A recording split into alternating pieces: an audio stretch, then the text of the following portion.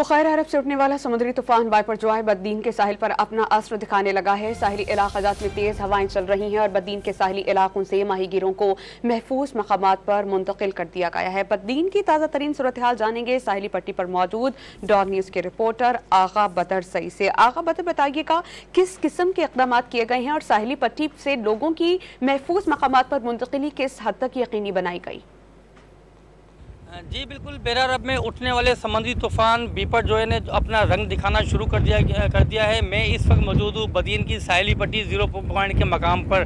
मैं आपको यहाँ ये बता चलूँ कि गुज़िश्ता दिन से जो तेज़ हवाओं का सिलसिला था ताहाल इस वक्त भी जारी है और इस 0 पॉइंट के जो इर्द गिर्द के जो गाँव हैं, 4 से 5 हज़ार की आबादी रखने वाला जो गाँव है उसमें भी पानी का जो है तेज़ी से जो उसमें पानी दाखिल हो चुका है। जबकि इंतज़ामिया की जानिब से गुज़िश्ता रात जो है यहाँ के गाँव इलाका मकीन और जो माहीगीर हैं उनको भी महफूज मकामात पर मुंतकिल कर दिया गया है।